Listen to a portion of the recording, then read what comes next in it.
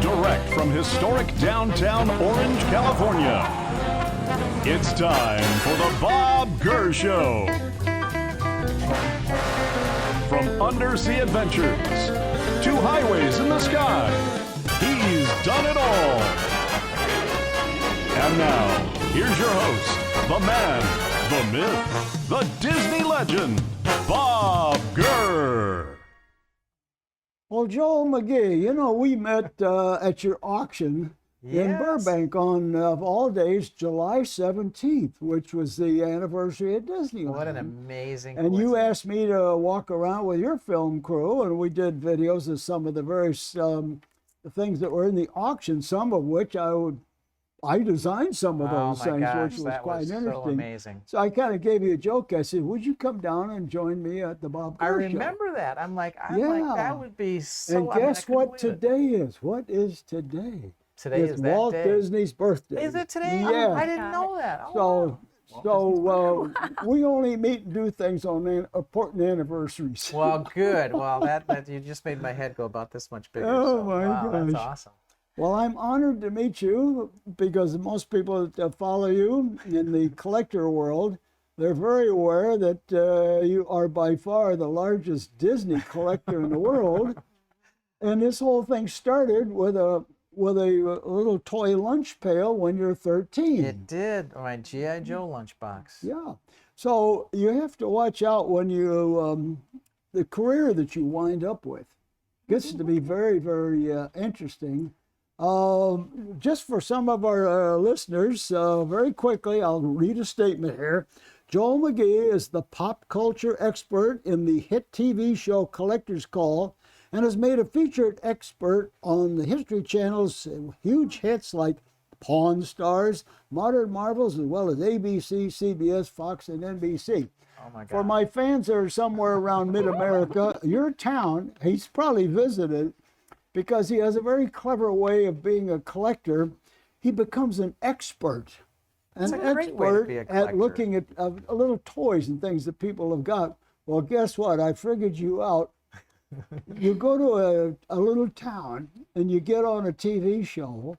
And of course, anybody interested comes to town. You know, they love to have guests. And then you tell them what you're going to do. And there's a date. And well, bring your stuff in, you know. Absolutely. And we'll look at that. But guess what? I find out over time, it didn't take you long, I'm going to get Disney stuff and I get dibs first. But I have to be honest about telling people their evaluations because, you know, you want to be an honest expert. Absolutely, absolutely. Because a nice thing, see, you live in the middle of America. You don't live on a blue coast on either side. In the middle. Well, actually, I kind of cheat a little bit. I live in the Midwest in Sioux City in the summertime, but I sneak back to Florida in the wintertime. Okay, Florida, yeah. So I'm a dual resident. Yeah, okay. Anyway, I was always impressed by the fact that collectors, some of different sizes, like a Richard Hatch, some of the others, they have space to put a ride vehicle that I designed. And, you know, just working for Walt Disney, he wanted me to design this, design that, and I helped myself with a pencil and a paper. Yeah.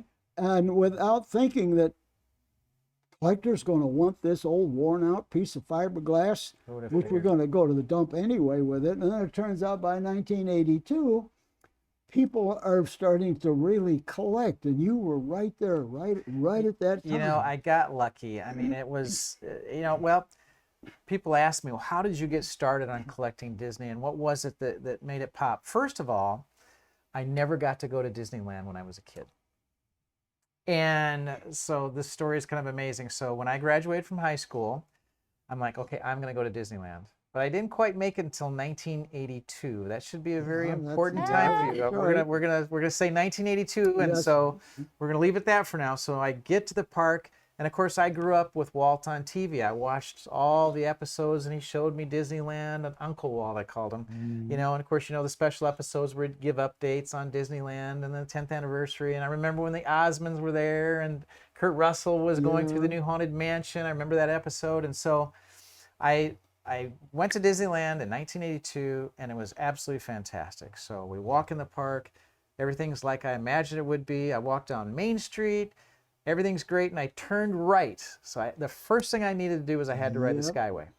So I get on the Skyway, and I'm like, okay, this is going to be great. I'm going to see all the Fantasyland things, just going to be beautiful. So I'm going up, and it didn't take me long. I saw a bunch of construction walls. And I'm like, wait a minute here. It was gone. There was no Fantasyland. It was all ripped out. You guys tore it up.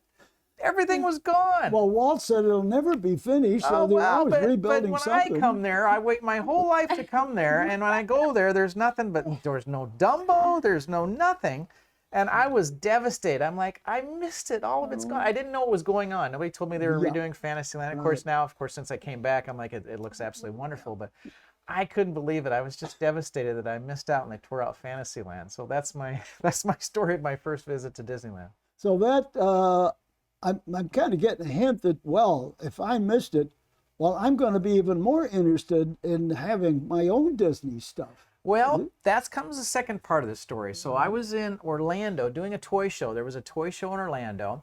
Never even gave it a thought about collecting Disney props and items. And there was a guy that had a booth there, and it was almost all Haunted Mansion stuff. And I'm like, it was cool stuff, but he had a poster. It was an original Haunted Mansion poster from Disneyland, the silkscreen one. And I'm like, wow, that is absolutely amazing. I saw the other merchandise, and he had a couple signs, and I actually ended up buying a mug. That's all I could afford at the time. But I thought this was cool, but I was so mesmerized by that poster, the silkscreen. I didn't really know anything about silkscreen. I just knew that poster was absolutely incredible. And so that's where I started with the posters. And one by one, I had talked to, but it was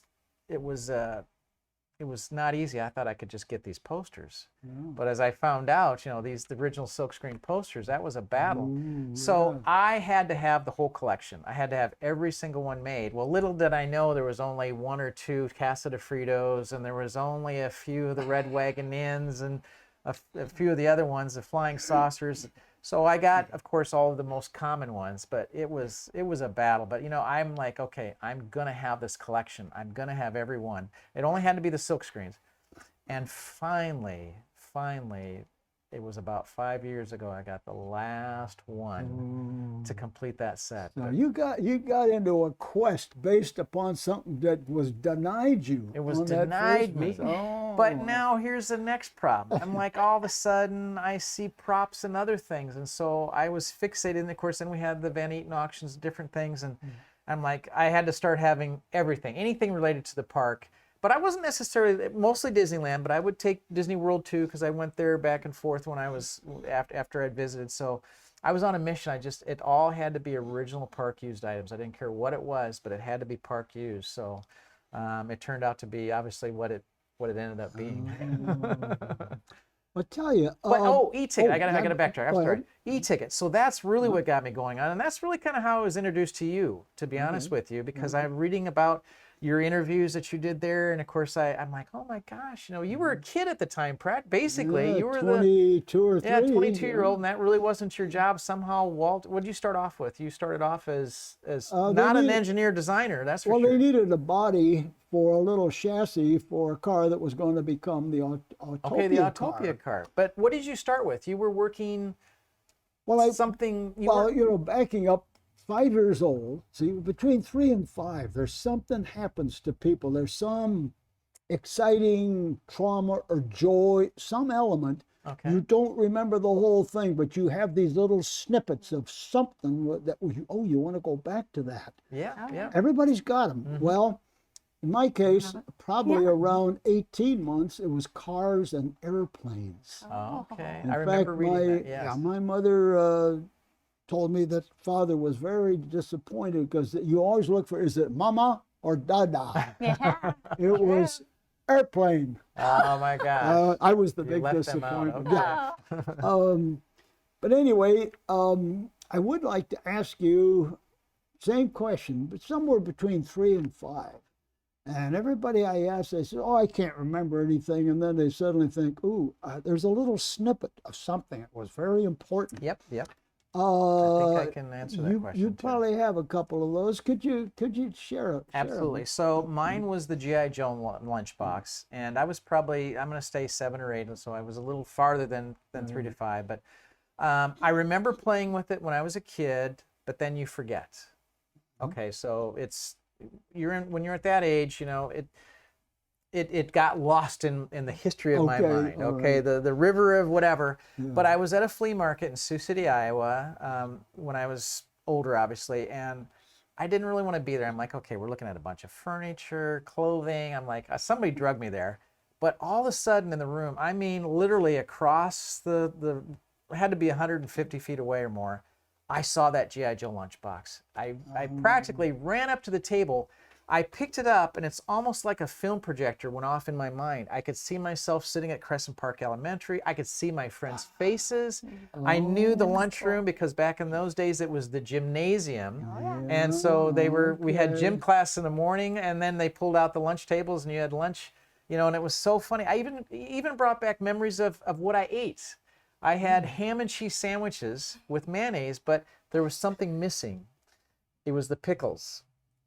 My mom would not put pickles, even though I liked them. She wouldn't put them in my school lunch because she was afraid it would get the bread all soggy. So, but these little details that came up that were just buried in the back of your mind all of a sudden comes up, just because of that lunchbox. And really, that was the catalyst for me to start my collecting career back then. Yeah, see, there's always some little triggers. I've asked many people this line of questions, and they're kind of puzzled momentarily.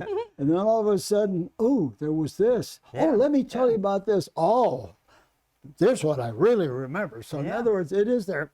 But somehow a lot of people, there's a consistency about those early imprints set you on a course.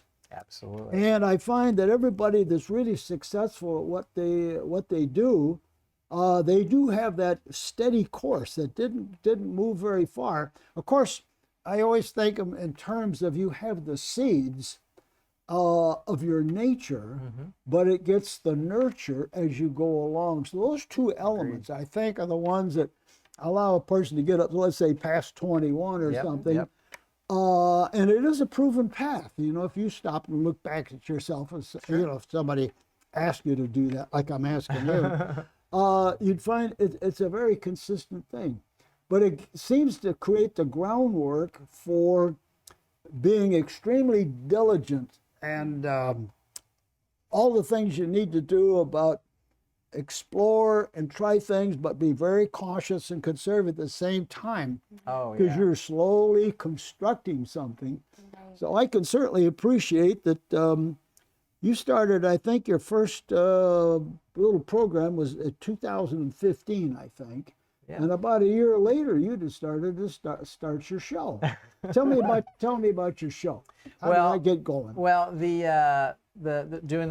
traveling the country, you mean? Mm-hmm. Okay. Yeah. So what happened is we had, I was collecting for myself, and of course I'm kind of a mission-oriented person like you, I believe. So I got my lunchbox, but then I remembered that my mom took pictures of us with all of our toys. For Christmas, we'd pose with our toys, or birthday or Christmas, and so I had her dig out those albums because I wanted to see those toys. And I'm like, okay, there it is. I remember I had the snapshot camera, I had this. So I was on a mission to collect all my toys that I had when I was a kid back again. So that's kind of how I got started. So I'm going to all these flea markets and garage sales and auctions and such. But then I kind of started buying stuff that I kind of liked that maybe I didn't have when I was a kid because, the grass is always greener on the other side of the fence. I had a cousin, and they always went over the Christmas. Their toys are always better than mine. They were always better than mine. And I'm like, oh, they got the Light Bright set. They got the so many of the, I remember it was Astrolight. So then I thought, you know what? I never got to have that when I was a kid, so I want that now. So but now we fast forward to people started seeing me at all the different places, and I kind of became the toy guy. And I remember I got the Toy Scout name it was Denver. I was being interviewed by a TV station in Denver, and he said, well, Joel, you travel the whole country scouting for toys. You must be the Toy Scout. Oh, wow. Just like that. And just like that, I'm like, your name was assigned to you. I am. Yeah. It was assigned to me by him, and I was the Toy Scout from that day forward. But to lead backwards, people started to come up to me and they said, hey, I used to have this when I was a kid. If you ever come across it, let me know. And so I started kind of a little bit finding stuff for people. But, you're not going to scale to the level that you need to unless you do something different. Yeah. And I was thinking, I thought, you know what? Why don't I advertise for toys? Why don't I just put an ad in the paper and say, hey, I'm looking for all kinds of old toys, bring them in. And so I put an ad in the local paper, and it was like Sioux City. Oh, yeah. And it was like a flood. I mean, people, I was overwhelmed. I had to call helpers in. All the TV stations showed up. See? All of the TV stations showed up, and yeah. that was and they were interviewing me. Well, how did you get started in this? And of course, I like to eat up TV. I can handle that. So I was all of a sudden, I was just, this was amazing, and I was buying time. Well, then when the TV stations aired it, because I was there for like 3 days, then the floodgates really opened. I mean, a whole bunch of people. It was absolutely amazing, and I'm like, oh my gosh! And I had literally, I say thousands of toys. They must have brought me thousands of toys. But then I'm like, well, wait a minute here. I was so overwhelmed. I was out of money, by the way, too. I mean, I think I had to borrow from like 5 people just to get through that event because I wasn't expecting to buy everything I did. So yeah, I ran out of money, but we survived. So I'm like, how do I sell? I mean, I filled everybody's orders and I still have, 1,000 toys left. So it was a little magazine called Toy Shop Magazine. Okay. And so I started advertising in that and having my big, I still got a couple ads where people actually sent me ads years later. They said, oh, I saved your ad from years ago, and they'd send them to me in the mail. I'm like, oh, that is so cool. Oh, that's awesome.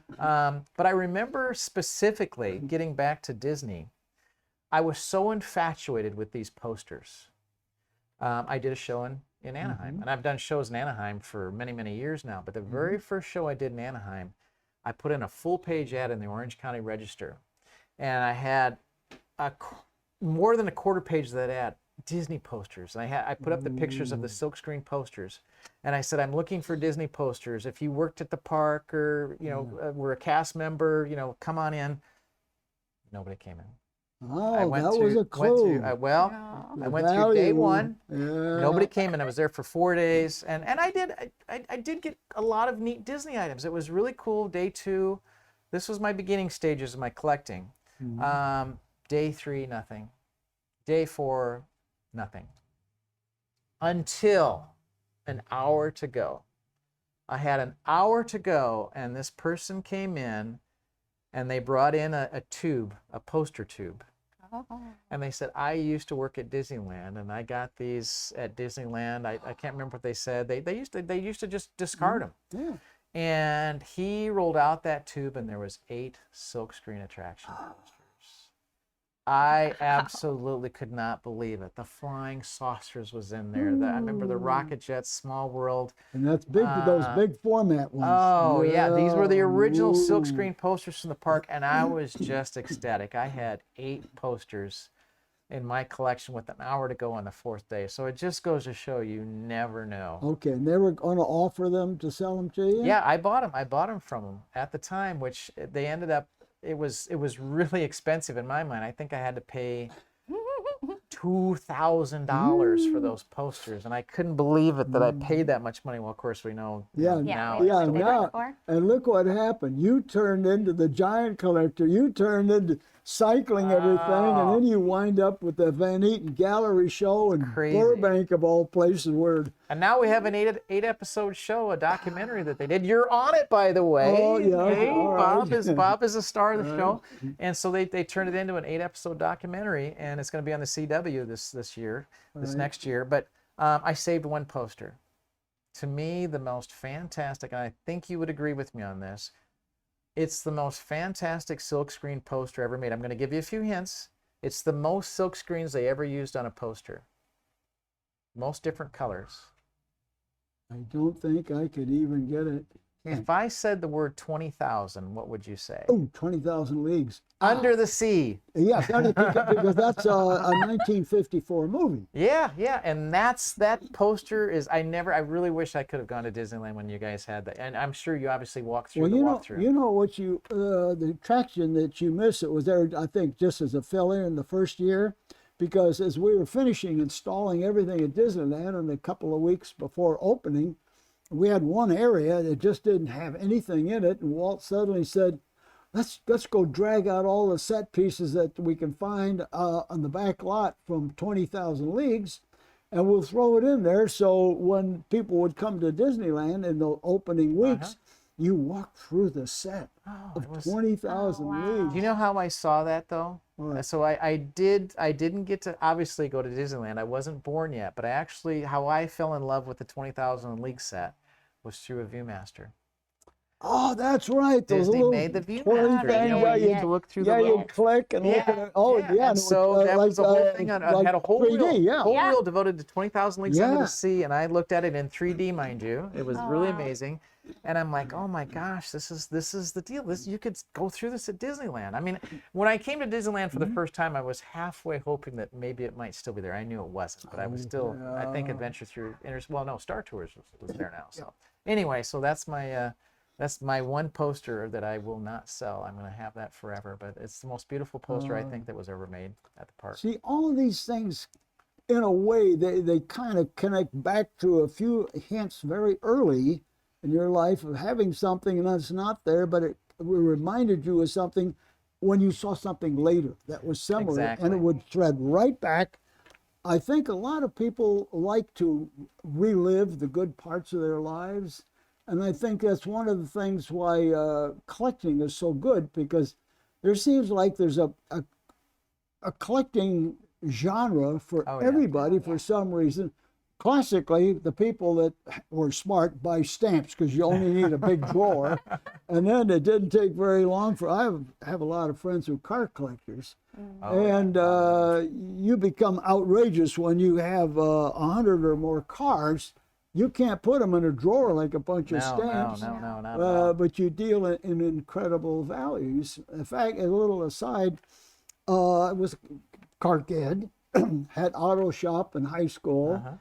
And that was the extent of my engineering training. I never went to engineering school. I went to Art Center to learn how to draw bodies of cars, but not the mechanical part, which you'd have to learn as you go. Oh yeah, I'm still amazed at how you figured out all those mechanics. But I wound up as being a judge. A fancy car show is called Concours d'Elegance. And I was a professional judge. I would train judges. So I did that for a number of years until you get totally worn out with if you're an expert at something, you have to be very cautious that you must always be the expert and never get caught out on misidentification or wrong value.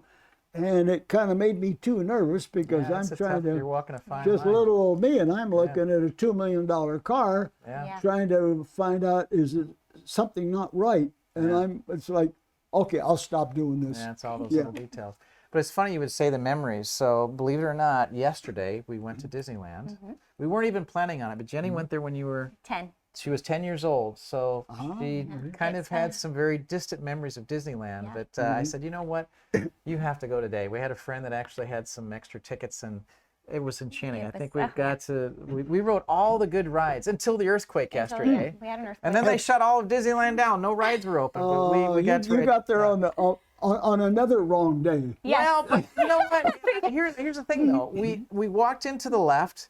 Jungle Cruise was open. Yeah. We walked right in 5 minutes, and we went right next door. Indiana Jones. We got right on that. There was no wait. We rode the whole ride, and then boom. Boom. Right when the big rolling rock comes at you, the ride stopped. We had you got that with the earthquake. Right with there. The rock. Indiana Jones was dangling in front of us for 20 minutes, and they kept saying, we're going to. Finally, they had all the lights turned on. They said they're going to come get us. The cast member is going to get us the rides, whatever it was. And we're like, okay, so we're going to have to leave. And then all of a sudden, they're like, the ride will be moving in less than 1 minute. Yeah. And so then we took off, and we went around, and they said, we could ride again. So then we rode through the ride, and it was, so we got to ride the ride twice. That was great. And then we went to Pirates of the Caribbean. It was now we know a little secret on the Pirates of the Caribbean. I found this out from another friend of mine. So we get to the front of the line, and you say, we'd like the front seat. So I said, can we have the front seat? So she said, okay, stand right here. And just the two of us got to sit in the front seat. So It was instead pretty of four, awesome. in fact, she was very specific. We were getting in. There was already 2 people in there. So no, you get the next ride. You're going to have the 2 seats because normally it's like 4 or 5 people that's in there. So I didn't tell her though that you might get wet sitting in the front seat. So we kind of had That a was little a surprise. Yeah, a little That was a very surprise big there. surprise. But so we went on. We went to the Haunted Mansion. We got had a little bit of wait there. It was really fantastic. And then all of a sudden we were actually at the Golden Horseshoe Review because I knew my memories of when everybody was there, Slewfoot Sue and everybody. And I said, do they still have the shows here? And we were up getting a soda, and all of a sudden, boom, like this. It just kind of felt like somebody dropped a rock in the middle of the room. And I go, everybody's like, well, what was that? And so didn't think nothing of it. We went to Star Wars Land. And all the rides were shut down. And I remember somebody saying, well, we just because of the earthquake, they have to test all the rides, and the whole park was shut down. Yep. So I'm like, oh my gosh, that was an earthquake. So, but the good news is we started walking around. I was really debating whether we go back to wait for the big, the Rise of the Resistance, which I really wanted to take her on. But then all of a sudden, Buzz Lightyear opened up while we were walking in front of us, so I took her to Buzz Lightyear. But here's the problem now. I know we're getting a little off the path here, but I want to know, because I think you could tell me this, because I think something happened. I don't know if somebody was watching her and they wanted to help her out, but we're shooting all the targets, and this was a competition. I told her that if she won, knowing that she couldn't win, because I'm pretty good at my targets, that I would give her a free ride, go to Disney World. That was my prize. I'm looking. We're shooting all the targets. I'm at 42,000. Okay, and she's at 2,300, and the ride's almost over. Yep. Okay, so I'm like, okay, I got this in the bag. We're going. The ride's over with. You can't shoot anymore. I look over. She has 52,000, and I've got 48,000. I beat him. What happened? How did she get almost 50,000 points in like the last 30 seconds of the ride? Is there something that I missed that? No, it's Yeah. I wanted to go to Disney World. She cheated. I don't know what happened, but there's something was fishy here.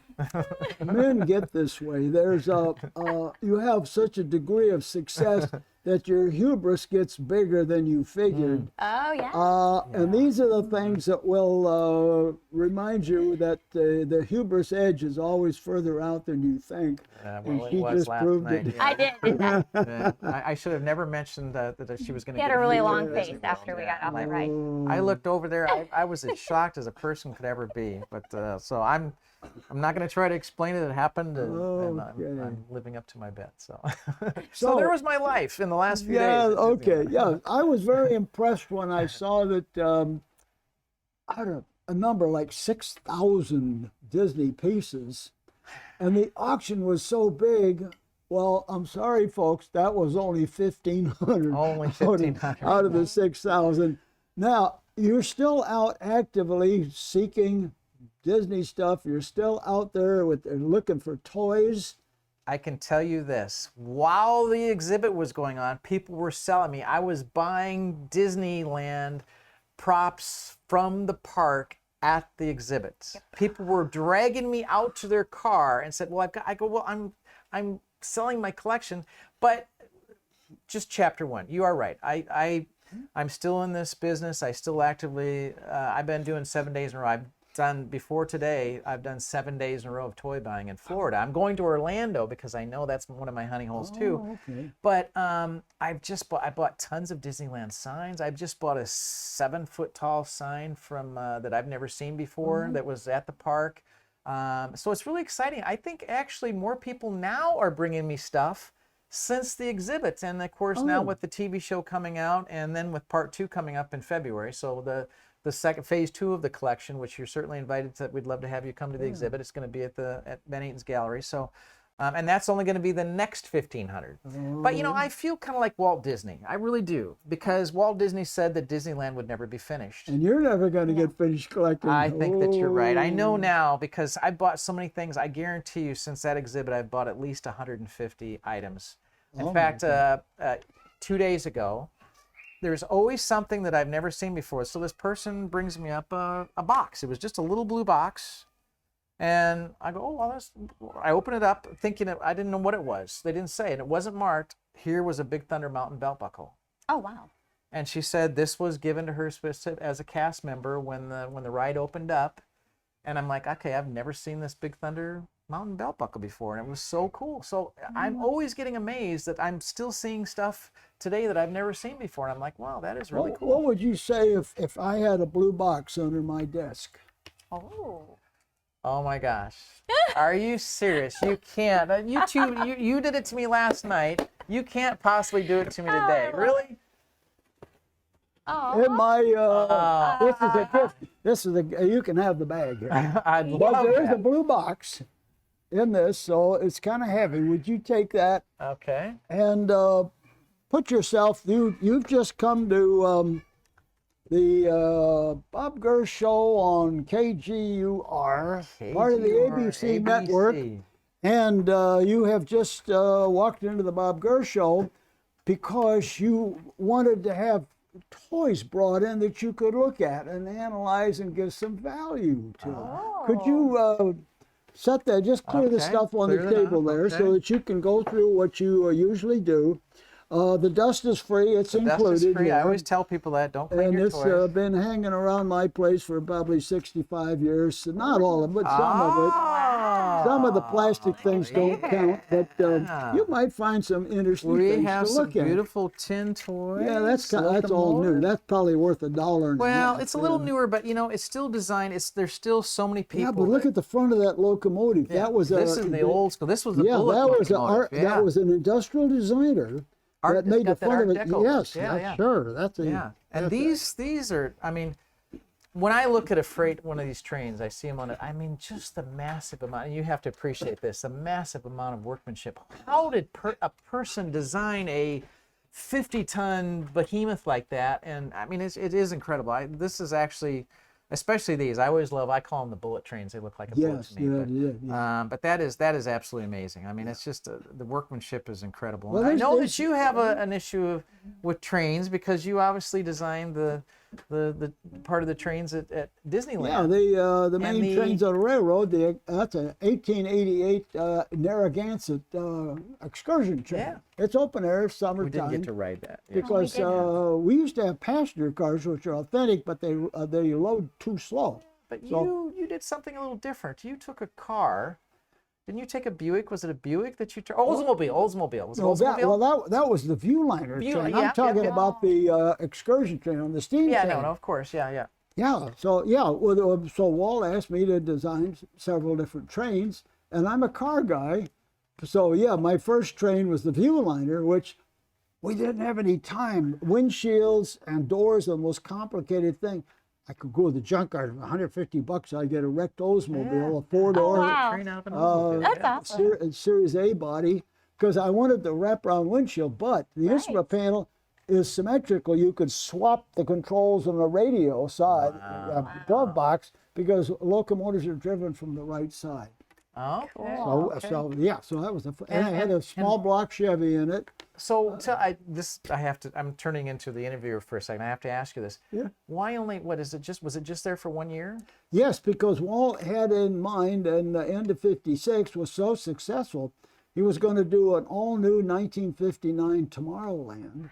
But the northeast corner of the park was full of weeds, and there was nothing there of importance. We had a circus I remember that. Yeah. Circus didn't work well. Yeah. So this was deliberately a temporary attraction. So it was supposed to be temporary. Yeah, from the beginning. One day, Walt, we were walking around out in the north end. What are we going to do? And he had his fellow Tony, who was the fellow who laid all the track. And he says, well, it's real easy. You just stake out where you want it. Tony's got the rails, and he's got the ballast, and he's got the spikes.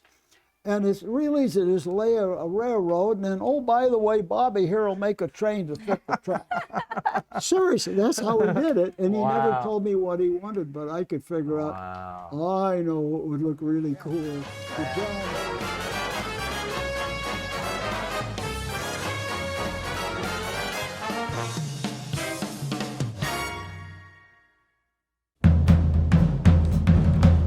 Hey kids, welcome to the Bob Gurr Show Theater. Come on in.